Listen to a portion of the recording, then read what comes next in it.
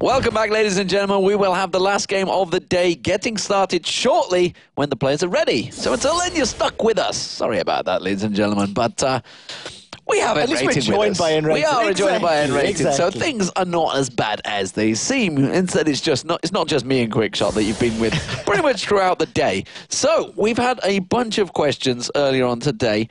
Is there any sort of questions that you've had as we've gone through the day? You know, how the League of Legends Championship Series has developed. Is there any sort of questions that you've got maybe for Riot? I'm putting myself out there now. Yeah, exactly. Okay, you were like, I'm not having anything to do with this. Don't want. Well, Riot is a great company, and I really have to support them. And during the entire LCS, I think it became clearer that Riot tries to get a professionalism done, and it really pulled off ahead.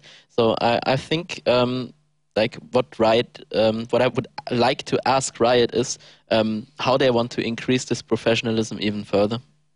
Or how they want to develop the league? Yes, or no, esport in general. Advance it, take it. They use league to develop esport because it became a lot bigger since they started to promote league. Yeah, definitely. Well, it's definitely an interesting question. Well, I've got a question that's kind of... What I want to say is because the senior man of esports and the rest of the Riot esports are watching in North America, so maybe they'll have a response for you. Who knows? I would appreciate that. I'm not going to put myself out there and respond to it. Well, I've been... Hi, Waylon. I've been keeping my eyes on Twitter, and there's a number of questions that have come up. There's been a lot of questions, yeah. You know, with regards to the game, with regards to you being here, and one of them has come up. What's your opinion on Omewrecker? It was recently redone. It was, targeted a little bit more towards your support players, maybe solo tops. Do you think of the item as useful? Does it have a place in the game? People didn't pick it up yet, but I think it has a lot of potential. Simply, it's built out of Philostone, which means you can rush a gold You get your 10. GP5, so it's like pushing it onto support. It's like, you guys want to take this item? Well, it's not about supports. I think it has even more potential for mid laners because you can get early AP, you get a bit of regen, so you can sustain. And I think the active is not really the powerful point there, but if you play against the bruiser and you're able to out-sustain him with that item, it's basically really good. Like a lot of regen, but I cannot say it. I'm not a mid laner, but for support right now, it's too expensive. It doesn't provide enough. I have another base question HP. as well that we've seen a number of times from Genja, the average blade start. It's something that is, have you talked about this with Yellow Star possibly? Obviously, they're building whatever champion, if you're going towards a static shift, you don't tend to do it with, obviously, with Misfortune, he tends to go for the Bloodthirst and start. It's something that he's gone with, though, lately. He's started to get that average blade. I've seen, I remember someone in North America doing it as well, and I can't think who it was. I think it was Zuna, maybe. I think it was Zuna starting off with this, obviously get the GP5 of it, and I think earlier today, the game, I think he had like 500 or 600 gold from that by the end of the game. Yeah, he was sitting on the average blade when double Bloodthirster had generated about 630 odd. I don't like to bring this up because it was against you. But now, I'm fine with that. This is the question now. Like, what do you think of it? We were talking a lot about itemization during these last couple of games. Do you think it's a good plan? Do you think it works? Someone did his math there. The point is, MF is a really mid-game carry. Her strength is potentially early and mid because the W scales so well if you keep attacking as the same target. What's the name of it? Impure shots. Impure shots, ladies and gentlemen. Okay, and because of that, I think you don't lack damage if you face another AD carry, so maybe the average blade plus the last hits you do can give you a slight edge over someone else. And I want to ask you about, obviously, the Blitzcrank, the top lane Blitzcrank that came out, and to be honest, when he came out, I was like, oh, N-Rated going to get Blitzcrank, yay! And then it was like, no, Leona's picked out. What the hell is happening here? Obviously, it's something you have done before. And actually, I remember in the interview, and I'm trying to think who it was now. I think it might have been Sina that did the interview. Was it you that said you actually only bring out the 50-50 strats against the top teams at the moment? It's like that's where you do the gambles. It was me doing the interview. The thing is, sometimes you don't have to gamble, but it helps you. If you bring something up that people regularly don't play against, it maybe disturbs their playstyle. And yeah, it worked out for us. So I think if someone else does it, it might be not the surprising factor anymore. But this hard engage has a lot of potential. Yeah, I mean, it is. Would you class that as a cheese strat that you can only pull out sort of once in a while? Cheese strats are something different. I think it is consistent. It was a lane swap. The lane swap worked for us. They swapped again. We swapped again. It's not a lane that is typically good 1v1, but as long as you keep laning it 2v1, it's a really good lane, and you have a really like a lot of potential to do something. He's hard getting dived, he's tanky, and he has a lot of CC, which is all you need to lane swap basically. Yeah, and obviously the bonus of being a one-laner is you get that big mana shield that Yes. pops off once instead of just the support mana shield that you'd like a little bit of a pool. I mean, the hooks were pretty much instrumental. Is there any other sort of champions that you'd think you'd love to try out but simply I want to expand on that. wouldn't really work currently in the LCS? You know, things that maybe happened for, say, Season 2 that you would have had but no longer work? Well, I'm still crying about the Vayne a bit. I like Vayne as a character a lot, and I don't like playing against it. That means it's a good character. But as soon as the tanky assassin come up, Vayne just has no potential anymore. I think Vayne it's a really situational pick where you can maybe with enough protection make it work, but you need a long time until it goes. Kind of like COG do. Yeah. Now, what was let me start again. There was an awesome infographic on Reddit with all the bans and the picks of all the champions across, EU and NA, and there was something like, if I remember, 28 champions that have not been picked or banned yet, and it had a couple of names in there which were really great a few months ago. Jack, Skarner, I think Nautilus was one of them. We did have Tristan. Right? There's a few that have actually come out this weekend. There's definitely been a few. This is a couple of days ago. AP Tryndamere being played by Voyboy. We've seen Tristan a couple of times. What picks have we not seen that could work, but people just aren't brave enough to do yet? Well, there are a couple of heroes, as we said, over 20. I mean, that's just a number. I think there's a lot of potential for extraordinary picks, but they need to be in a setup and they need to have a use. For example, I see Nautilus working, but you need to use him as a tanky frontline, and he doesn't have the same damage, so you need to have something that like adjusts the damage for that whole team.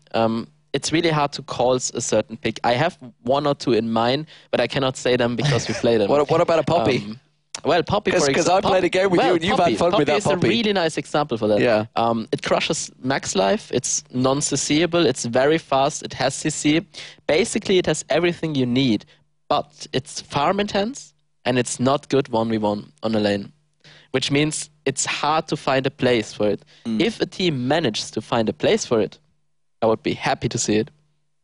Any other thoughts on how Season 3's rolled out? How obviously you guys, I don't know whether you went over to LA. I know a number of players were taken over to LA to try out Season 3 originally when it came out. How are you liking the item pool, especially as a support player as well? Because support got a lot of love with Season 3. Well, support got a lot of love compared to money. The items themselves, I'm still crying about Heart of Gold. I'm just crying because I cannot have an HP item with gold per 10. That's kind of sad. But well, it came up that support have more money, so they gave them a lot of love. Like it simply opens up more itemization and rune options that you have. Yeah. But I think the biggest point that I was very worried about was Black Cleaver. Not even the stacking, even afterwards. God, carry it.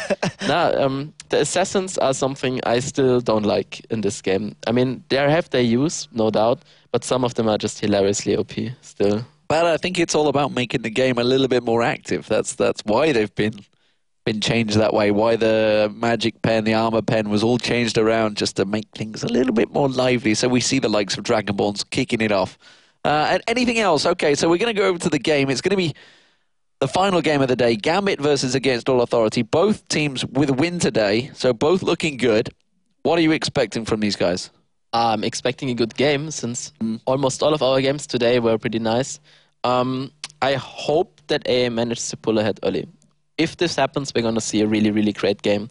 Both teams have the potential to win, but over the time, Gambit showed us the game that they always play, and they play consistent, and they're really great. So I think, they really have a shot at winning this, but I hope AAA will manage to give them a good game. Before we jump over to Joe and Jason for the cast, give us some predictions on champions, picks or bans.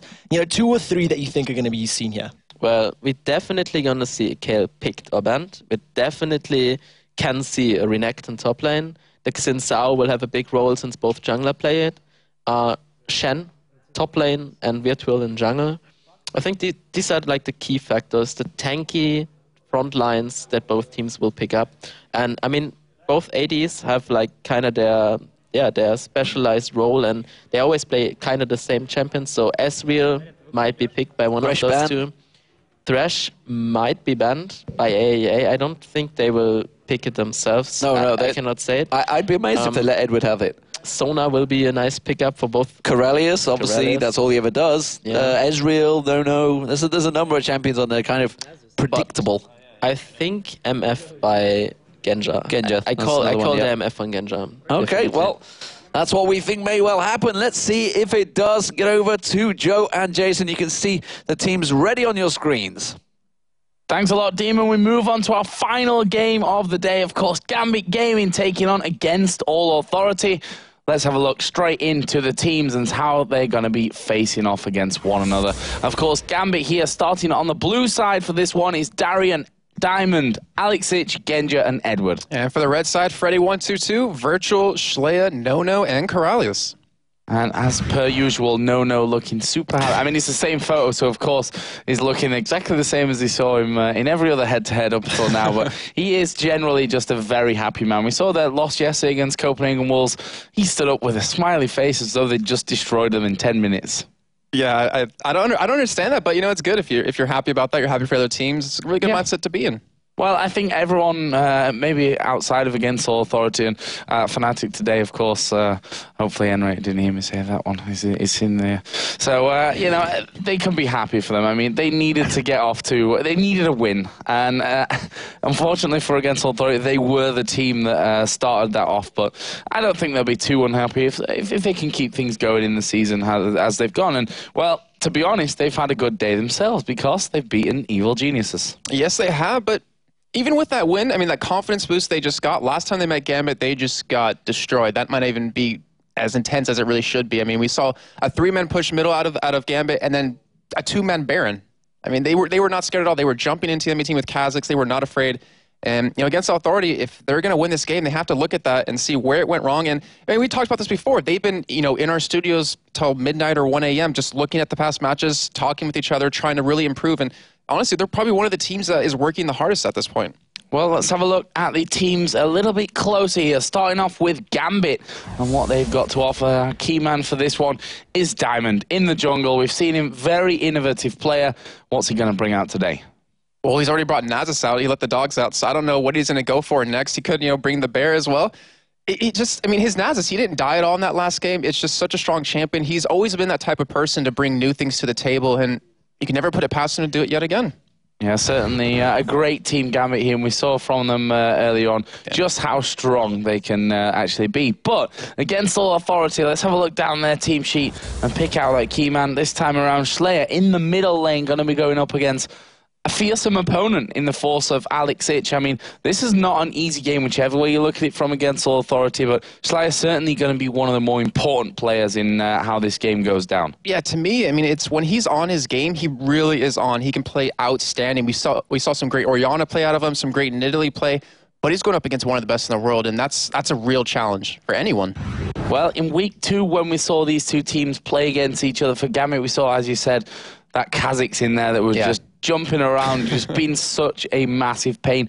Karthus was played in that game as well, which we all know how troublesome Karthus can be in the scheme of things. On the other side, Against All Authority, they played that Kennen in there. They had a Lux in the middle lane. They had the Shen in the jungle. But either way, we are going to be getting here in just a second to Champion Select. You can see there on Corellius' screen that things are about to kick off. And I can tell you the first bans coming out here are Elise for Gambit Gaming, Kale taken out by Against All Authority, and Nidalee banned out by Gambit. And, well, Against All Authority going to respond with that Thresh ban. I mean, we saw Edward. Deserved. Yeah, well-deserved. As you said yesterday, the Thresh Prince, he's just insanely good at him. And you have to take away that champion. Just like a Sona previously, which, you know, most teams didn't take away from him, but you knew how good he was with it. Yeah. And they're responding with that. But, you know, Gambit with their last ban, I'm not sure it's going to be anything really targeted here. Just kind of something they don't really want to play against. Yeah, we saw them early on, obviously taking out the Leona and the Caitlyn against Fnatic, and Enrated actually spoke a little bit about that in the downtime when he's like, damn it, why do they have to ban out my Leona? I really wanted to play my Leona, which is not going to be the case this time around, obviously. Vi banned out again, another very sensible one. Xin Zhao as well banned out there by Against All Authority, and again that Shen gets through, and again Gambit say, bam, Shen, that's what we want. No, not even a second thought about about it. Why not? They're just so good at split pushing what they're daring. We've seen him just so many times just play an amazing Shen in lane. He's been a movable object. And then late game, he just split pushes on you, gets so tanky, builds a Triforce. You really can't do much to stop that at that point. And against Authority, they have to have some sort of plan to respond to that. I mean, they did at least ban out Xin, which has always been a key jungler for Diamond Prox. Well, that's the thing here. They banned out Vi last Gambit, so it's like you've got Xin Zhao and Shen left. So whoever doesn't get banned is first pick in that between those two from Gambit's side, in my opinion. Let's see what against Authority go for. Really wouldn't surprise me to see Sona coming in first. Well, I mean, we know Corrales. He plays Sona pretty much 100% of the time, except against the Wolves. He got that got banned out. He played Lulu, but the Bear was available, and Virtual's like, you know what? Go for it. The Prophet Joe Miller. It wasn't that hard to predict that they were going to pick Sona, though, to be honest, was it? Oh, actually, that might be a legitimate pick for him. Well, the thing is, Diamond actually hovered on that Lee Sin earlier on, but ended up not locking it in.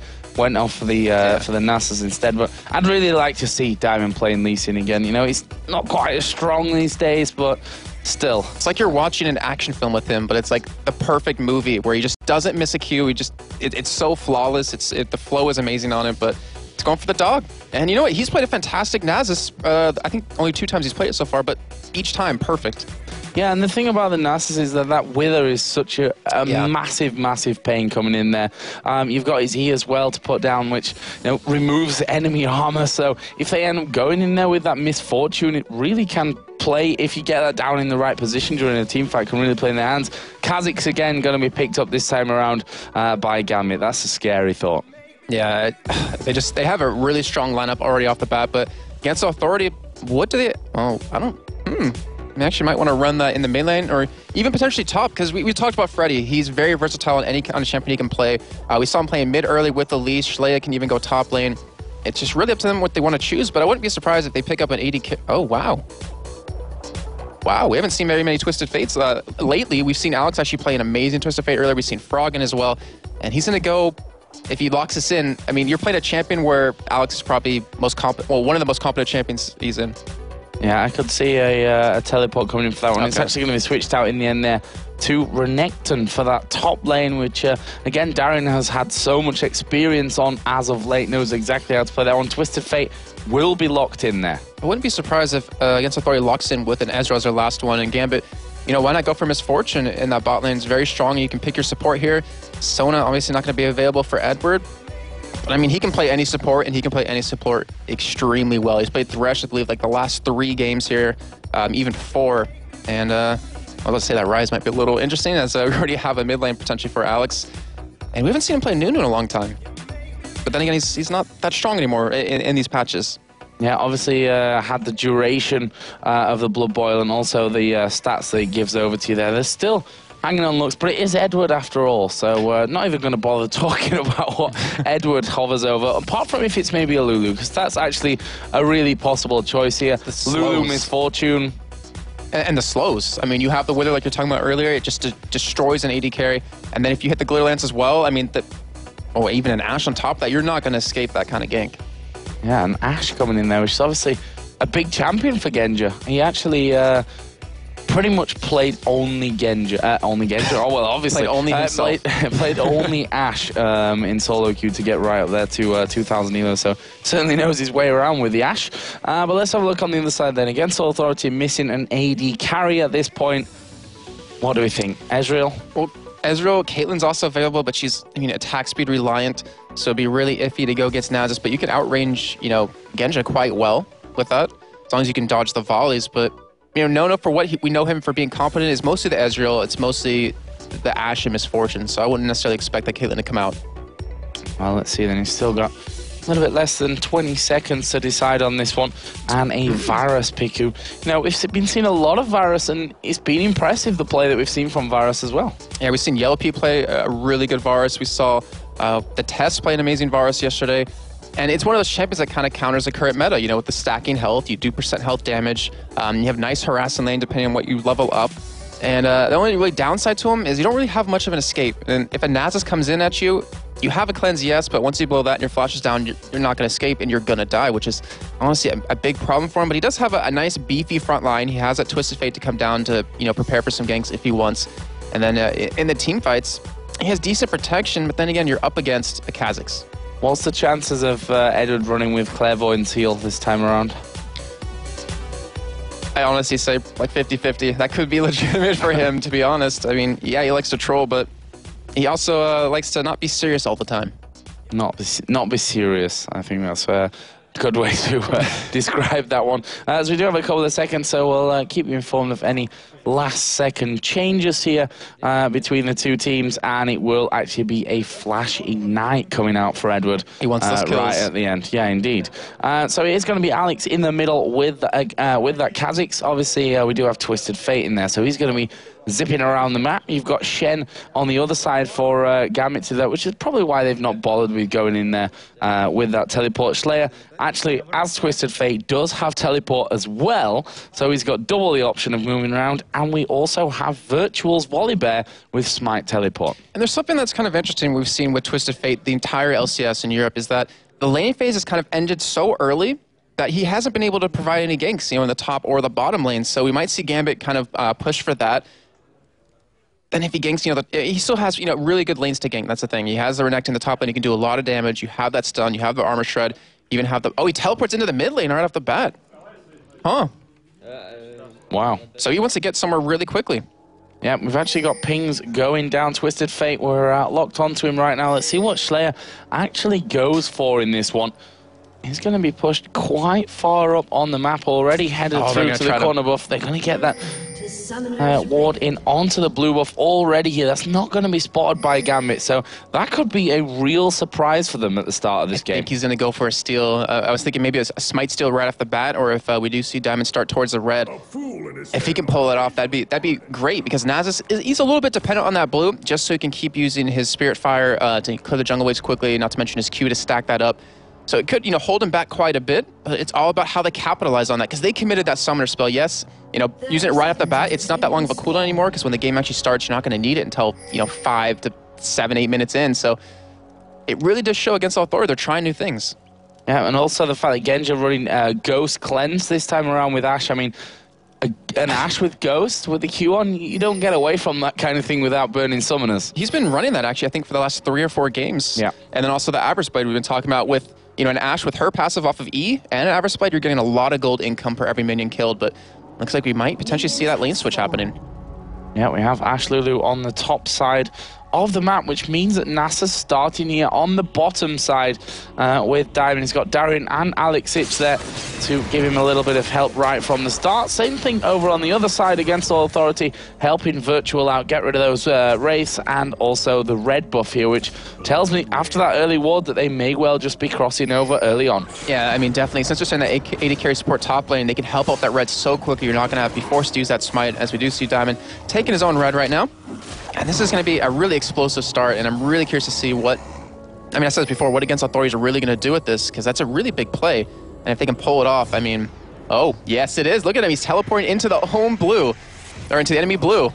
Cheesy. All good stuff. But that, I mean, these are the kind of things that, these teams wait for that perfect moment when they've practiced some kind of strategy. They're going to wait for, a big clash. And this is definitely it from Against All Authority's side. They are going to take that blue buff away. Their blue buff still stands. NASA's, they've got no idea that that blue buff is going to be stolen. Actually, I don't know if Lulu just spotted that there at the end. But NASA's not going to have a blue buff. And they actually left one small lizard. Oh, they left both of them behind here. So he's got to get rid of that. He's not going to have the timing down. That Bears really got some big paws. That was such a crazy play to them. Starting off big paws.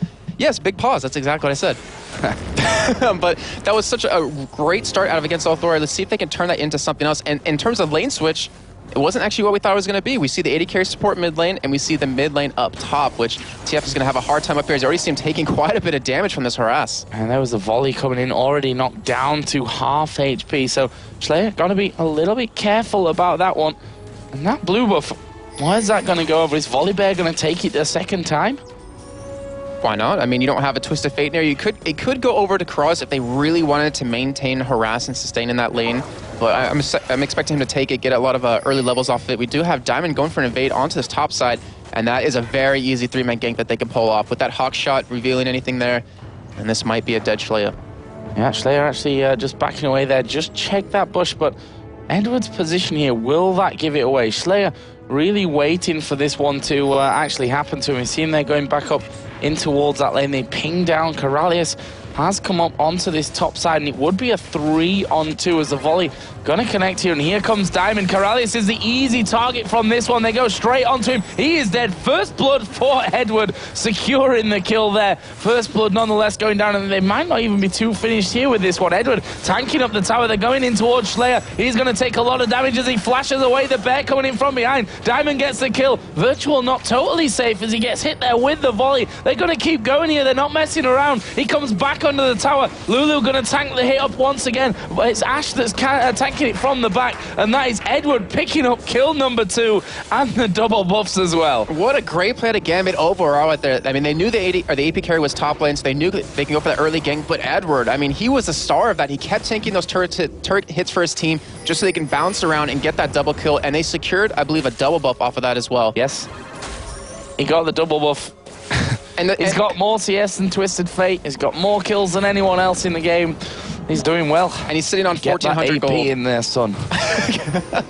Actually, he does. Look at that. Picked up 2 GP10s right off the bat. He's going to have so much money to spend.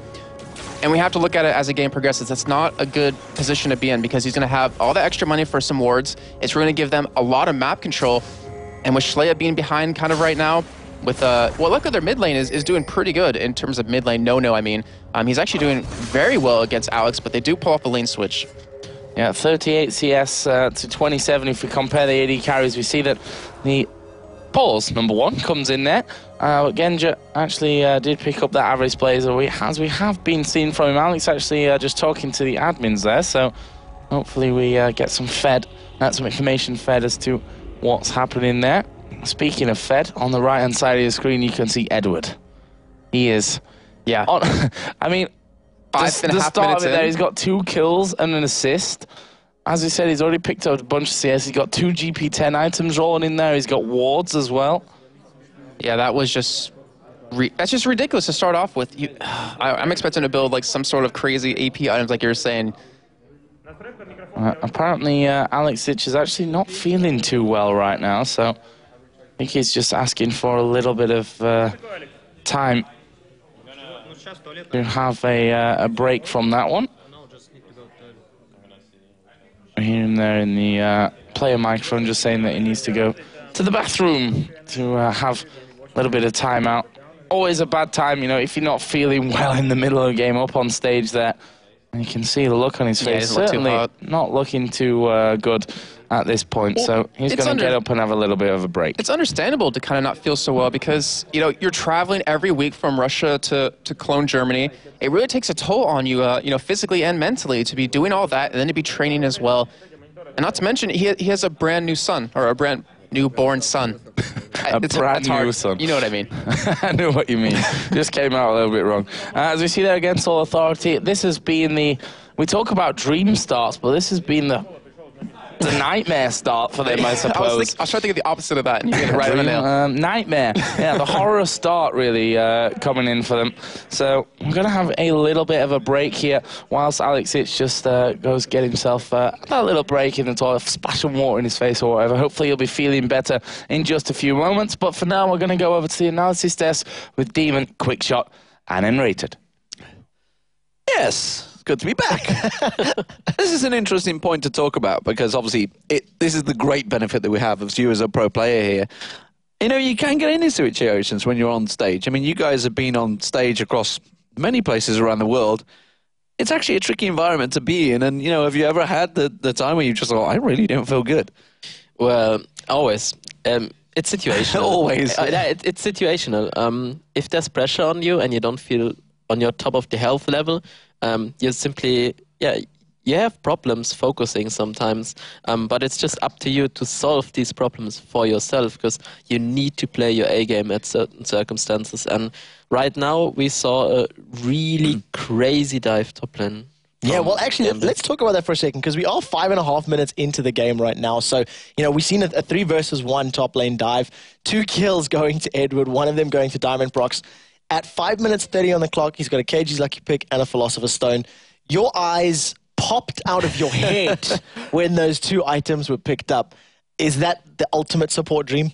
Well, you have to realize that right now the support on the Gambit team has the most gold in the game, plus 2 gold items, which basically means he can buy whatever he wants and he will still get more items and more items and more items. As well as Genja picking up that Cage Lucky Avarice Blade. I'm sorry. Yeah, so immediately off the gate, 3 assists, 27 CS on the board, and he picks up the 800 gold GP10 item. I want to see how long it takes to get upgraded, because on his Misfortune he kept it for ages and ages and ages, and on Ashe, the crit's always going to be a benefit, and I want to see if it does get upgraded earlier. I think he won't upgrade it simply because the passive of Ashe with the E-spell stacks up with the Avarice Blade, so yeah, it's going to be really a lot of benefit for him, and I think overall right now, I think AA will have a hard time coming back because of this big advantage. What do you think of the early level 1 play with the 2 teleports quickly?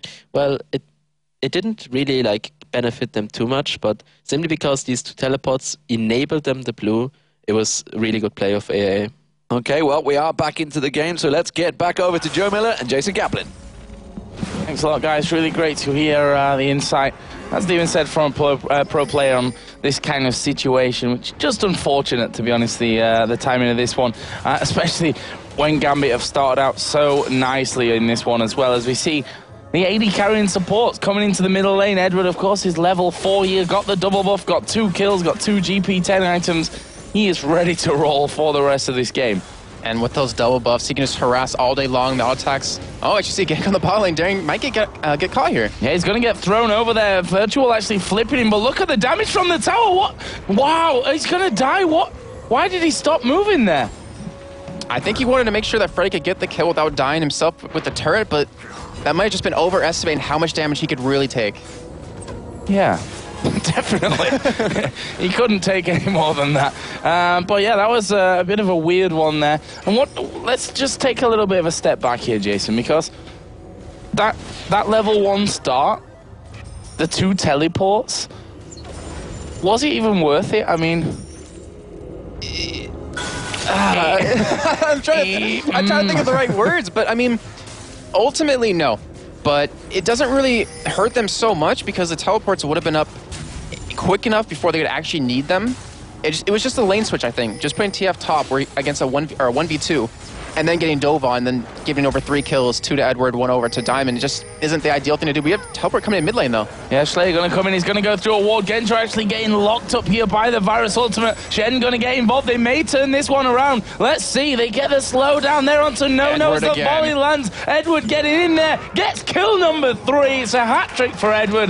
The Ignite picks it up, and he's like, what more GP10 items can I build right now? I really want to look over N-rated right now and just see how envious he is. Being on a killing spree as a support, come on.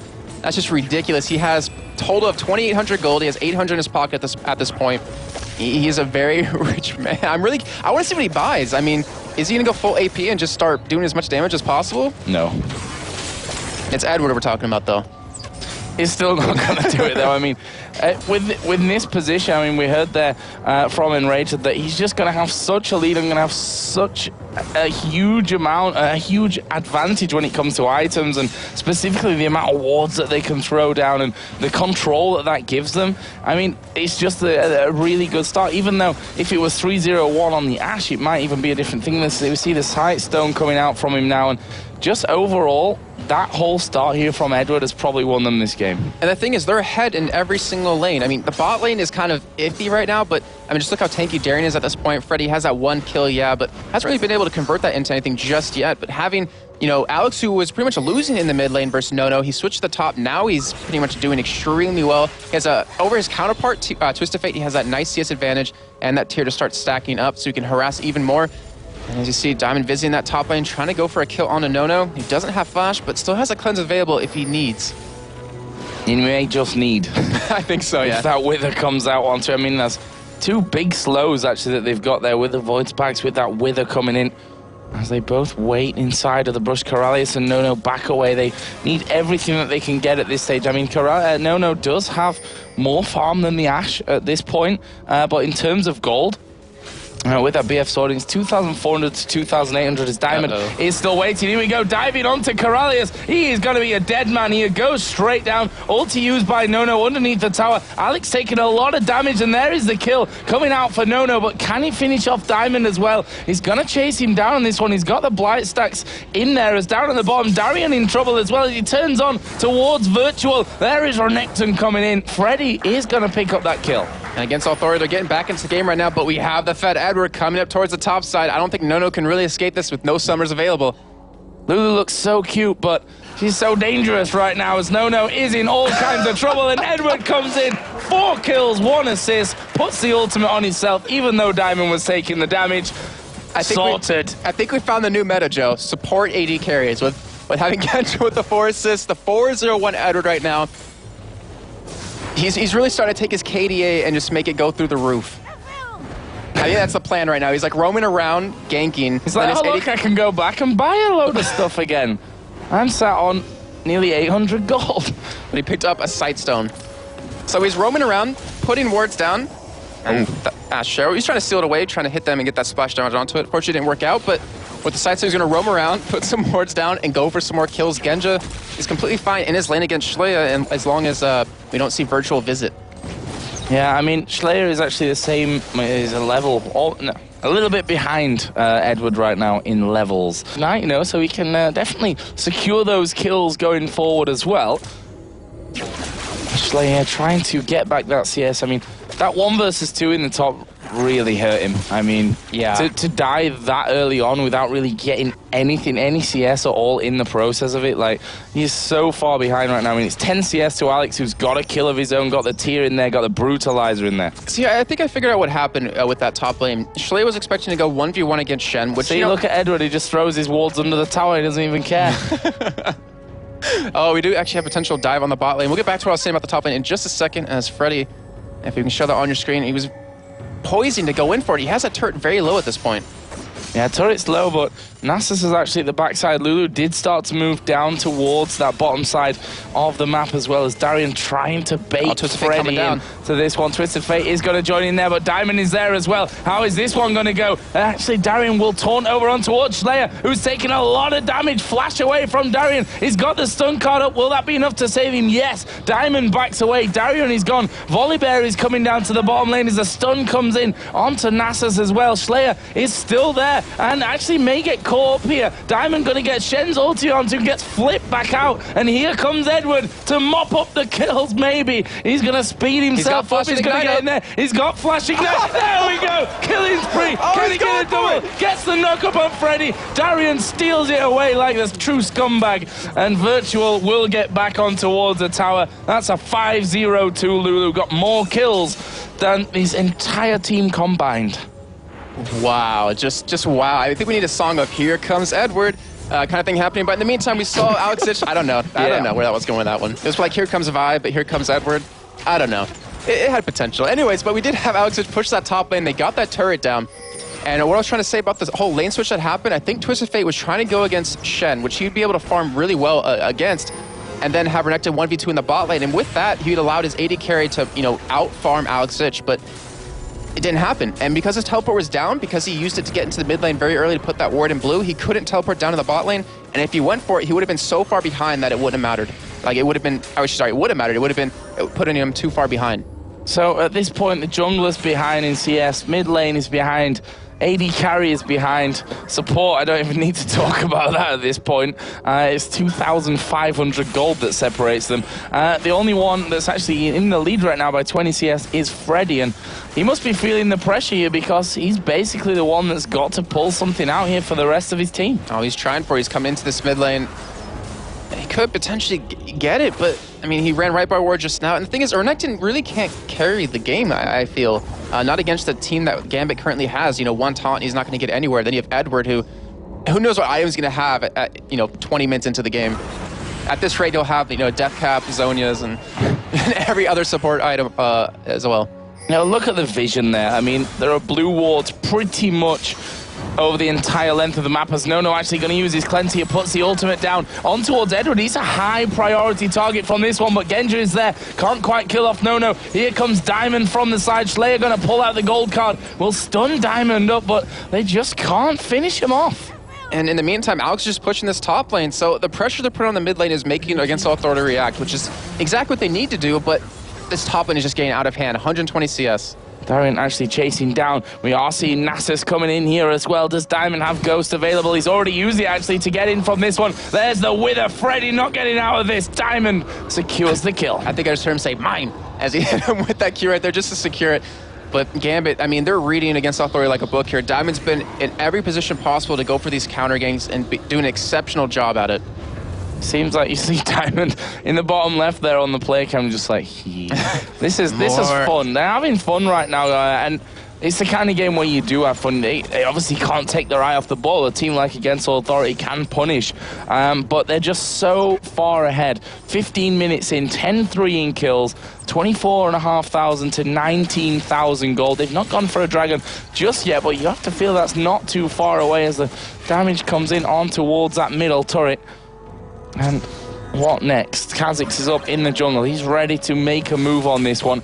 Lulu and Ash are both pushing up. The arrow is up available soon. Here's Corellius taking a load of damage. There's the Void Spikes. Finisher coming out from Alex. He just hops away and says, thank you very much. He's now 2-1-0. I think Edward's a little sad he didn't get an assist right there for some extra gold. But, I mean, Alex pushes the top lane, comes in for the, to the bot or into mid lane to gank. They didn't even have to commit that arrow to it, and they're picking them apart one by one. And Against Authority, it's, you know, you hate to say it as a caster, but there's really not much they can do to get back in this if they keep letting that happen. Nearly stole a blue with the glitter lance there as well. It was just out of range. Diamond is now going to be kicking off the dragon, and he's just going to be doing it all alone. We've seen him from level 3 before, so certainly going to be confident enough to do that now. What's he got? He's got the Aegis Ninja Tabi, that Spirit Stone in there. We've got Warmogs on Shen, along with those Ninja Tabi, and that Doran Shield.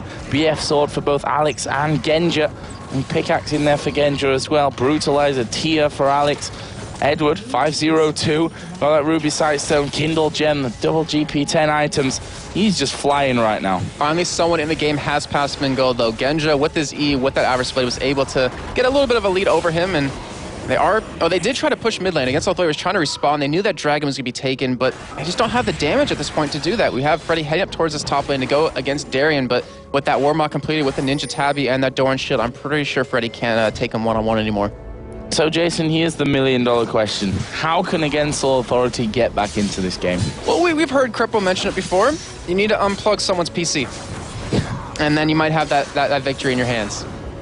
I mean, I hate to say it. I mean, it sounds really harsh, but, you know, with a 7,000 gold lead for Gambit, if it comes down to this top side, Darien might be in trouble here. Yeah, Darien getting stunned up here. He's pretty tanky, but he is going to be able to get some way away from that one as Alex Hitch comes in. Actually, he's going to do a lot of damage to Nono. The Ash Arrow is going to miss. Alex goes down as well. That's 2 kills in the matter of seconds for Against All Authority. And as I asked what they need to do, they need to catch them out. They need to hope that Gambit get too big for the boots in this one. Exactly. If you get, unplugging their PC, as long as you can keep picking them off one by one. I mean, the thing about the Shen down there, that's kind of what we expected of Darien, though. He's one of those, players where he gets in that mindset, that tunnel vision of just pushing a lane over and over and not really worrying about where anyone else is. It did take Against All Authorities, actually used a lot of ultimates there to kill him. It took a lot of resources out of them. But they are able to get those kills and push this mid turret, so they're starting to claw their way back in. But can they keep doing it? Well, the flip coming over there on towards Diamond. Here comes Shen. They're looking to get involved with this one. Where's Edward going to be going in for this? Little Lance goes down, not actually connecting. And Against All Authority back away. They're heading turrets now. They're 5,500 gold behind, 6 kills behind. We've not quite reached that 20-minute mark. We've actually got a Last Whisper already finished on Freddy as well.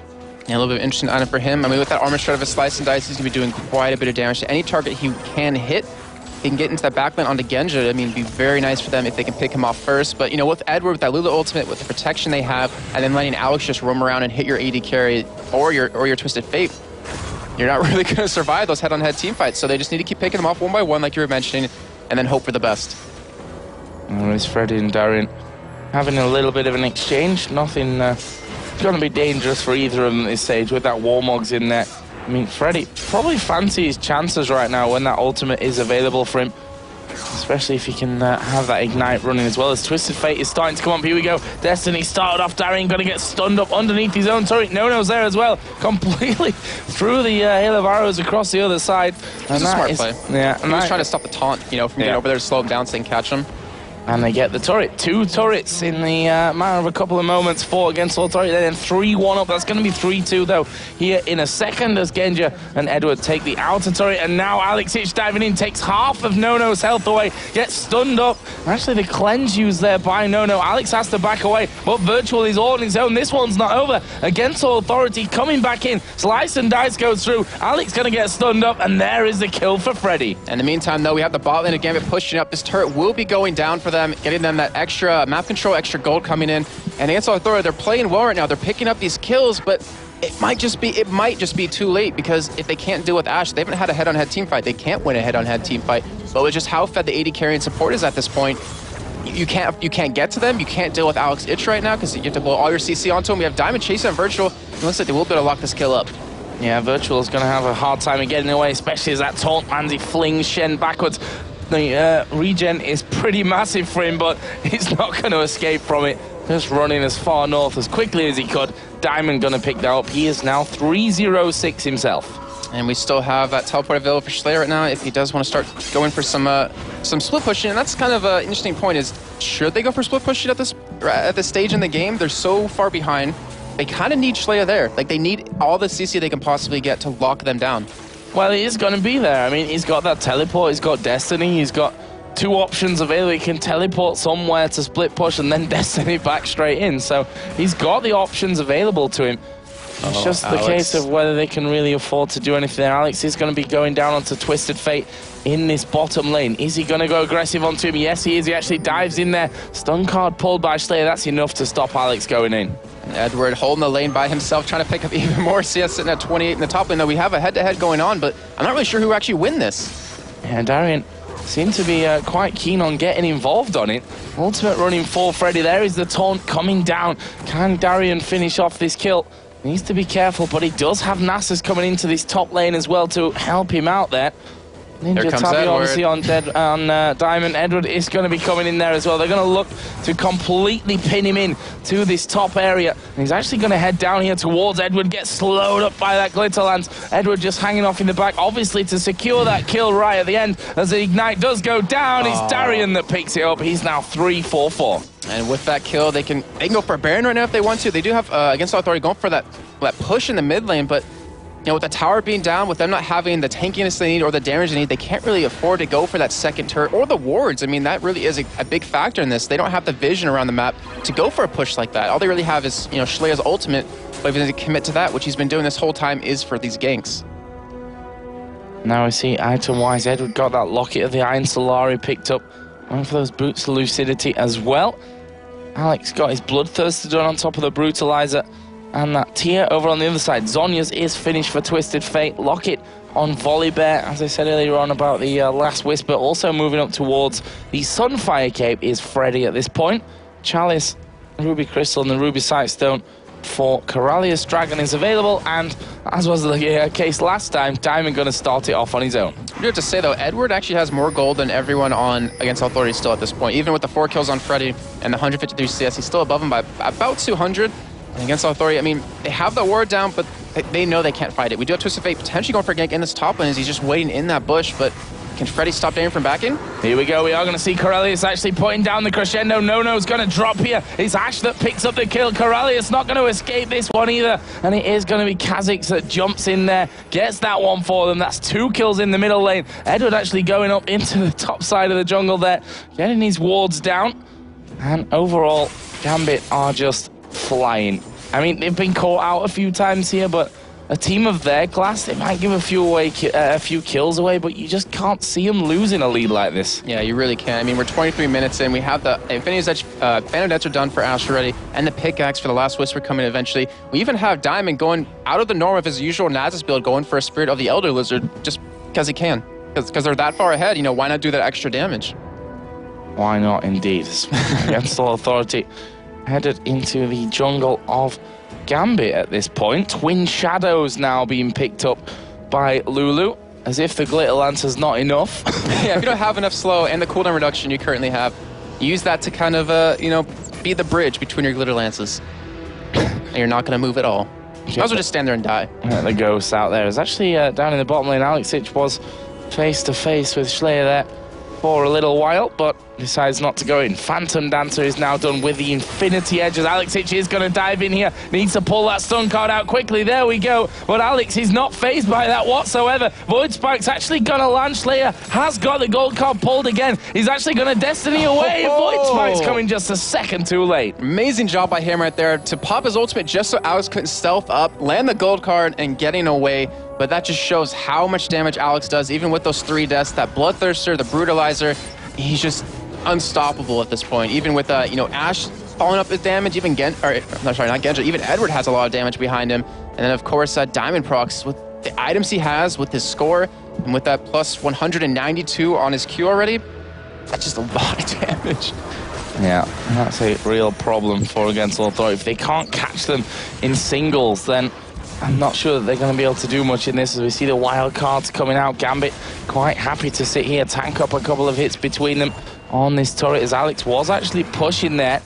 He's just going to evolve himself up right on the steps to add a bit of insult to injury.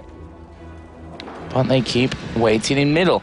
Gensel Authority have all 5 men there behind that inner turret, but with this next wave of minions, I mean, Genja with that Infinity Edge Phantom Dancer just takes everything so quickly.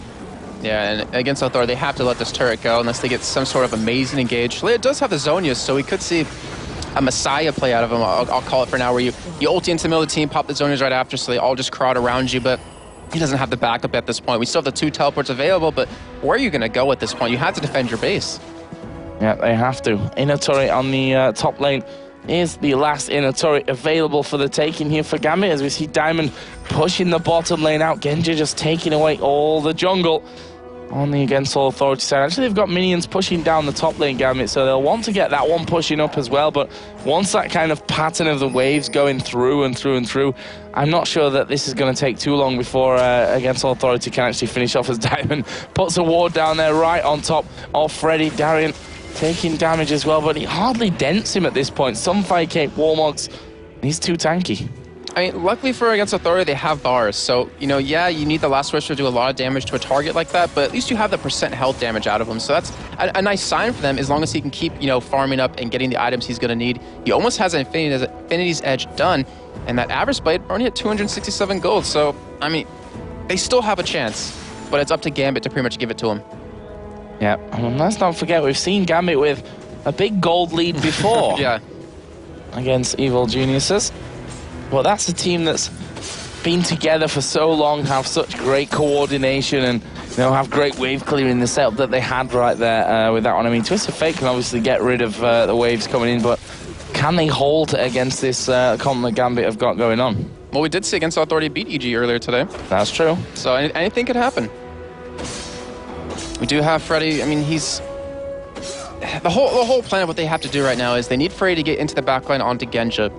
The problem is, if he does that, what's stopping Alex, what's stopping Diamond and Darian just from going into your backline? You have to protect Shlea. You know, he has his Zonias, yes, but doesn't have a lot of damage on top of that at this point. And then, of course, No. He does a lot of damage, but he's so squishy at this point. That actually turned out pretty nice, as Darian goes in for the taunt to Slayer. He actually ulted right next to him, as we are going to see the Ash Arrow coming through. It does line on towards Slayer. Can they follow up with this one? Varus ulti misses everyone completely there in that fight, as No starts to push out. And in the meantime, you know, it was all just about wasting time, because the Baron has been started here by Diamond and Alex. Edward going to join in there as well. He's got himself an Oracle. He's got that much money, he can just put 2 on him right now, and he doesn't even care about it. And there is the Baron finished off for Gambit, 51,000 to 37,000. They are... I've used it far too many times, and it kind of fits into Alex. They're flying. They're flying. Okay, yeah. Kazakh's flying in. I mean, with this Baron... I mean, as a commentator, you're not supposed to say the game's over, but with a Baroned up team that's that far ahead, No, it's pretty much over. Yeah, thank you. I didn't want to be the only one to say it, but I mean, it pretty much is at this point. It'd take a huge mess up out of Gambit's part to really get Against Authority back in this game. Well, they still have to close this game out, and Against All Authority certainly aren't going to give it up without a fight, that's for sure. And a dance, clearly. As you're seeing Nono spam that.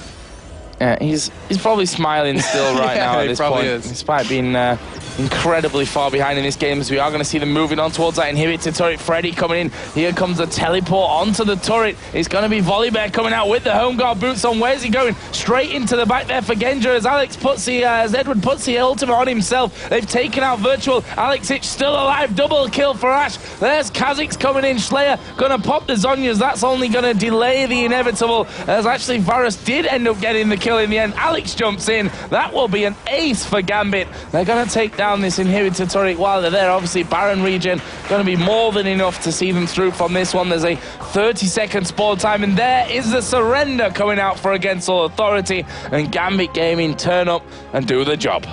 And did the job well. I mean, that goal lead they had the entire time, just overall, they played perfect. I mean, Edward, I'm pretty sure he's happy getting those 5-0 and 8 score at the end of that. His KDA is just going to shoot through the roof. Yeah, and Against All Authority, honestly, I think they're just going to have to forget this game, because they did that little thing at the start, which was, kind of impressive to get that really steal. But after that, there wasn't really too much to talk about from their game, at least. So that's it from us here at the casting desk. Let's go over to analyze the game with Demon, Quick Shot, and then Rated. Yes, thank you very much, Joe and Jason. And, well, there's a very happy Alex H on your screen, as you would expect. And I think an incredibly happy Edward there as well, because that was fun. I mean, what do you do in that situation when you're as the support? Scumbag gets 5 kills. I think it was 5-0-2 by this sort of about 10-15 minutes in. I would say nightmare for any carry and dream of every support. Yeah. When you come to that point where you have the 2 gold per 10 items and you outgold everyone in this game, it was actually at minute 18, Ash got more gold than him. At minute 18 of the game. For the first time, anybody had more gold than him. Yeah, he was leading the gold all the time. He was having fun, I think it's safe to say. I think so. The flashing night. Before we jump into some of the replays and stuff, talk us through the opening minutes until the deal was sealed effectively. Double the teleports. Teleport to the mid lane, ward by the blue buff, and teleport from Volibear. Do you like the idea? It saves some time. What do you think about it? Well, it's always about timings. That means if you have this teleport, it actually saves you a short amount of time, and this short amount of time gives you the slight edge over the enemy jungle, which means timing-wise, it's definitely usable. But what if he started at blue? Yeah. I mean, you could have wasted a lot on that, and it's hard to say if that actually pays out. They got the blue. They had an advantage because of it, so I guess it was worth it in this case. But overall, I would say it's quite a risky move to do. All right. Well, let's jump into the replay right now. It is around about the 4-minute mark. It was the double kill for Edward, but I want to know what your thoughts were going through this. What could the players have done? I know I was questioning one of the flashes, and you were like, "No, Trev, sit down. That's not." So talk us through exactly how this played out. So first of all, we see Genja positioning himself really aggressive in this lane. He's managed to slow them. Diamond sees the opportunity, goes in, and you see they already collapse on Sona before actually anything starts. So the first hit was. It was basically a one-shot towards Sona. So you see slowly they're dancing around. They're thinking, can we do this or can't we? Their HP bar is going up. Ed was taking a pot. He actually gets tower aggro. Tanks the tower just long enough for Diamond to come on him. Genja is going to tank the turret now. He's going to start. He's attacking. He cleansed the stun of Schleier. But Volibear comes in. But actually Volibear came just a couple of seconds too late. And you see the whole team collapses again on Volibear, and they think about going for him under the tower, because as you see, everyone in on the team of Gambit is actually staying pretty healthy, and it was just a well-executed dive by them. I mean, overall, there's nothing more to say. Now, the question that I was talking about was that flash. Twisted Fate deciding to flash towards the bushes instead of towards the tower. What's the decision-making there? Why go that direction? The point was, first of all, he denied vision with that move. Second, he thought maybe he has the damage to kill Ash. But the main point was just Diamond stood on the perfect range just to last hit him. So if he flashed towards the tower, he would have been dead anyway. So he at least tried something. All right, so last-ditch effort. So yeah, the match played out and it was just kill after kill after kill. And we've seen there was one particular kill onto Corellius from Alexic where he jumped over from the Wraith camp and it just destroyed his HP bar. Against All Authority did well, considering they were 10k down. And you actually kept saying there was a few points that if they could get a few more kills, maybe they could survive? Well, they had the potential to pick someone up. I mean, they had 2 teleports plus the TF ult, which means you can basically roam all around the map. It's very hard to do something against a team like Gambit because they're coordinated, they know what's up, and especially versus a Shen because you always have this save potential. So they got a couple of kills with the TF ultimate, which was really good for them, but overall was just not enough to get back from this advantage. All right, so we do have one more replay to jump into. This was, of course, the very, very last team fight. You can see it is 29 minutes on the board. Talk us through this one. Well, first they took the first tower by collapsing from 2 sides, and now they start pressuring the tower. They see a teleport coming in, so they knew the fight will engage. There was a Sona ultimate on 2 people, on Edward and Darien, which are too tanky to focus down. So the tank line of AAA tries to do something inside, but you just see Alex coming from beside, and he's strong enough to just get someone down. Unfortunately, the tank line is not enough, as I said, so Volibear gets killed by the whole team, and one by one, they will just get picked up by Alex, who gets the resets. Just keeps jumping in, jumps onto Slayer, and finishes it off. Really good game from Gambit. There's not really much more to talk about. That's really playbook game, basically. Their dive top lane was just exceptional, and they executed it so well. And I mean, they basically deserve to win this game simply because of that first action. They snowballed from that, and yeah, because of that level 2 or level 3 dive they did on top lane, they went ahead and ahead and ahead. They took one by one even more advantage, and there's some pickups that they did with TF ultimate. It was just not enough to come back from this. Well, I mean, that takes Gambit. Of course, they were top of the league. It takes them clear at the top of the table now. What do you think teams have got to do to adjust and catch back up to Gambit? I mean, you know, even as Moscow 5, they were always really one of the teams to chase. There's not a certain playstyle that counters Gambit right now because overall the heroes they play are so versatile. You can basically play them anywhere and anyhow. They like to play the champs they play. They feel comfortable on it, and it's hard to counter something you feel comfortable on. And I guess there are matchups where they're not good against, and if you manage to get early advantage and you really use that advantage to snowball even further, basically any team can beat any team. So I think Gambit is not unbeatable, but people just don't play solid enough yet to face them at this level. All right, well, I think we are starting to wrap up the day. It's been really great having you on the desk. It's always awesome having a pro player's insight. Do you have any shout-outs, anybody you want to say hello to, before we close out the day? I mean, thank you to Fnatic, thank you to my team, and that I would really appreciate to stay in LCS for longer. Well, as you mentioned, it for us from the analysis desk. Thank you very much for joining us, Unrated. It's been a pleasure having you here. Thank you very much to Aranea, of course, also earlier on, who we had here on the analysis desk. Of course, for the final words of the day, we are going to go over to Shox, who's on the main stage.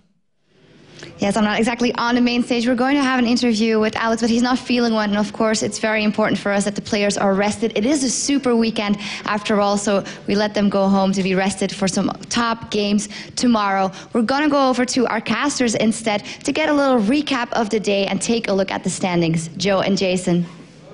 Thanks a lot, Shock. So, Jason, a really, really great day. A long day, but with plenty of action. Yeah, plenty of action indeed. I mean, Copenhagen Wolves won 2 games. You even saw against Authority take out EG. As N-Rated said, any team can beat any team at this point, and it really showed today. And we also saw there for the finisher a great bit of play from Lulu by Edward against All Authority. So let's have a look again at the games that we've seen today, starting with the first bunch here, with Fnatic losing out to Copenhagen Wolves and against All Authority taking down Evil Geniuses. Then it ended the first half with Gambit beating Fnatic. That was such an insane start to the day. I mean, yeah. We were sitting there on the analysis desk just screaming. We saw Arnea almost dancing on the table. It was so insane. That's why we cast League of Legends. That's what we enjoy. That's what we enjoy to see as casters and viewers. Just games like that where anything can happen. Well, let's have a look at the second half of today then. And obviously, leading into the game we just finished with Dragonborns taking down Ozone Giants. SK Gaming going 3 wins out of 3 games against Copenhagen Wolves, stopping their winning streak, we should add as well. And Gambit demolishing against All Authority there in our final game of the day. I think demolishing might be an understatement, but still, yeah, it's been a great week so far. I mean, in North America and in Europe alike, I mean, the Super Week has really lived up to its name. It's been extremely super. So many good games. So many teams, from the bottom half finally getting their wins, getting on a roll, and proving to everyone that, they really can play and they deserve to be in the LCS. And the great thing is it's not over. We've got another 6 games in there tomorrow. But before we talk about them, let's have a look first at the standings and how the European LCS looks right now at the top. Gambit, they've won 7 games in a row to get to this point. They are now 8 for 2, with Fnatic in second place with 7 for 3. SK 6 for 3. EG down in the middle of the table at 6-4. And to me right now, looking at the standings, it's really to come down to like place 3rd through 7th, or potentially 8th if the Wolves keep winning. It's just so close at this point that anyone can really get into that top 4 and get out of at least get a better spot in the relegation. Yep, and as you said, the bottom of the table is real close as well, so everything's still to play for. But either way, that's it from me and Jason here on the caster desk. Let's go back one last time here to the main stage, where Shox has the final words of the day. Thank you. Yes, the European LCS has absolutely exploded here with Gambit going straight to the top of the standings, Fnatic losing to the Wolves, the Copenhagen Wolves actually on a winning streak, even if it were only 2 matches, SK Gaming stepping up. Everything can happen here, and everything will happen because we have another 6 matches tomorrow, as we are 14 matches down here in the European Super Week. Tomorrow will be Super Sunday, if you will. We'll be starting off at 5 p.m. Central European Time. We start the day with AAA versus Fnatic, followed by SK Gaming versus Gambit and Dragonborns versus EG. Then that was the first 3 games, but there's 3 more. The Copenhagen Wolves get another chance at victory while they take on the Giants, followed by the Dragonborns versus SK Gaming, and we close the day out with the Giants versus Evil Geniuses. Thanks from myself, Demon, Joe, Quickshot, Jason, Aranea, and Rated, and all of the hard-working crew here in the studio. See you tomorrow at 5 p.m. Central European Time. That's 8 a.m. Pacific. Bye-bye.